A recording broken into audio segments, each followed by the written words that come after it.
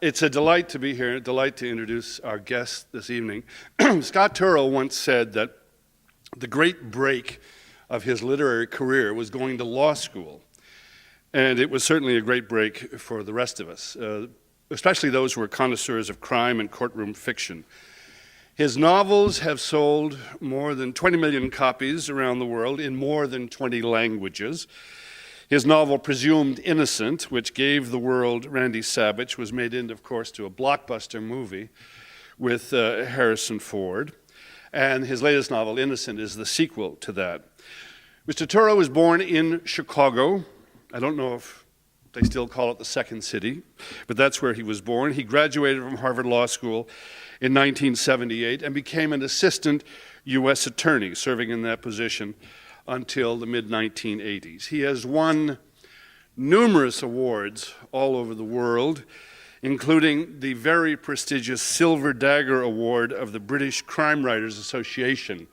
And they don't give that to just anybody. So that's a sterling award. Time magazine once described Mr. Turow as the bard of the litigious age, and he is indeed that. Ladies and gentlemen, Scott Turow.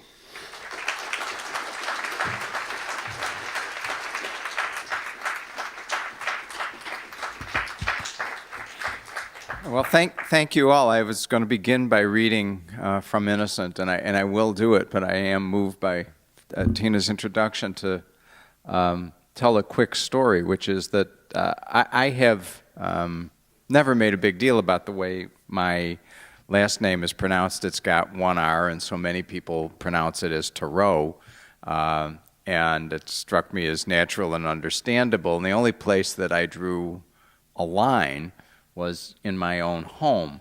And when my then 11-year-old came home referring to herself as Eve Turow, I corrected her at the dinner table. And I said, honey, you know, we pronounce it Turow. And she looked at me and she said, you mean that's how you pronounce it? So I stopped making a big deal of it even in my own home. The prologue of Innocent. A man is sitting on a bed. He is my father. The body of a woman is beneath the covers. She was my mother. This is not really where the story starts or how it ends, but it is the moment my mind returns to, the way I always see them. According to what my father will soon tell me, he has been there, in that room, for nearly 23 hours, except for bathroom breaks. Yesterday, he awoke, as he does most weekdays, at 6:30, and could see the mortal change as soon as he glanced back at my mother, just as his feet had found his slippers. He rocked her shoulder, touched her lips, he pumped the heel of his palm against her sternum a few times, but her skin was cool as clay. Her limbs were already moving in a piece, like a mannequin's. He will tell me he sat then, in a chair across from her. He never cried. He thought, he will say. He does not know how long, except that the sun had moved all the way across the room when he finally stood again and began to tidy obsessively. He will say he put the 3 or 4 books she was always reading back on the shelf. He hung up the clothes she had a habit of piling on the chaise in front of her dressing mirror. Then he made the bed around her, pulling the sheets tight, folding the spread down evenly, before laying her hands out like a doll's on the satin binding of the blanket. He threw out 2 of the flowers that had wilted in the vase on her night table and straightened the papers and magazines on her desk.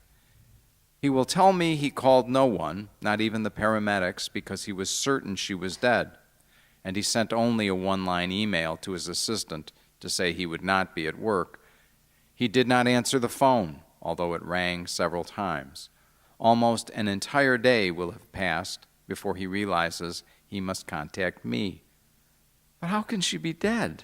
I will ask. She was fine 2 nights ago when we were all together.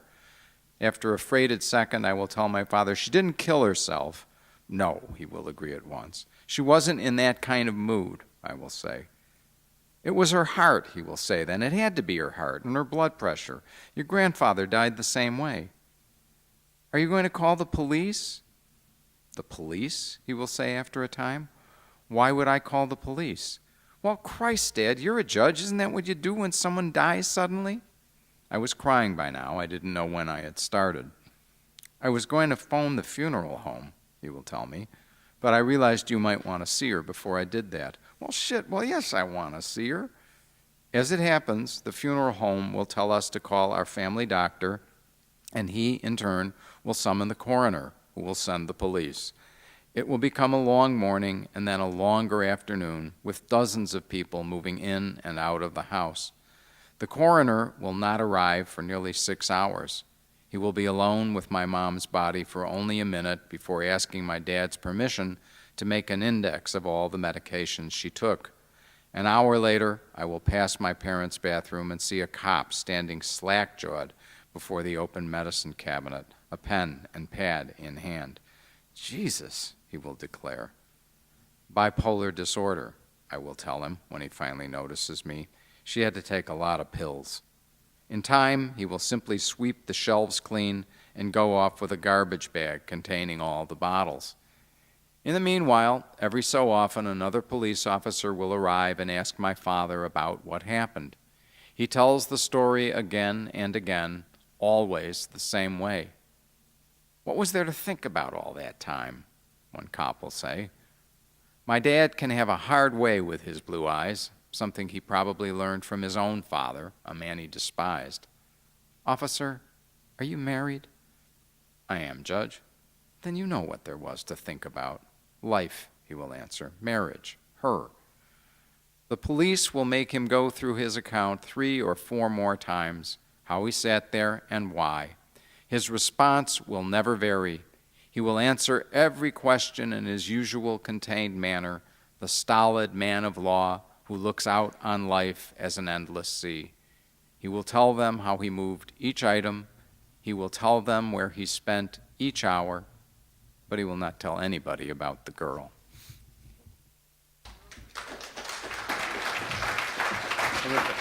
Thank you. Thank you for doing this. Thank you. Before we talk about Innocent, I have to ask you if you have any way of knowing whether your fellow Chicagoan and fellow graduate of Harvard Law School, name, I think, Barack Obama, knows about Rusty Sabich and knows about Scott Turow? Oh, does he read, do you think, the novels? I have known the president, and it took me a long time to stop referring to him as Barack. I've known the president since before he was elected to public office. Before he was state senator. Before he was a state senator. He was about to make that run. And he had just published Dreams from My Father. We met at a dinner party, and frankly, I was seated next to Michelle Obama, who I just thought was a remarkable person. And I thought to myself, well, I've got to meet the guy she's with, because either he's going to be every bit as extraordinary as she is, or, as sometimes happens, he's going to be a complete zero, and she's the star.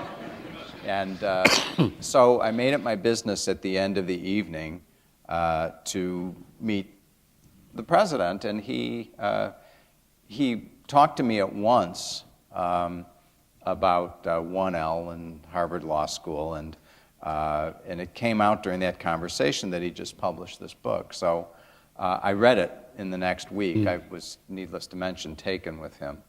And I sent him a note, and we established a friendship. But my sense of Barack Obama at that moment was that he was running for the state senate because this seat had propitiously opened up. But if it hadn't, he was content to try to make a life as a professor and writer. And he reads a lot of novels. I think, quite frankly, that he would have taken a stab at being a novelist had things not gone the way they have.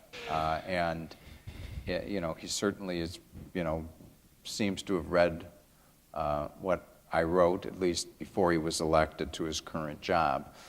He may have other things to do now. All right.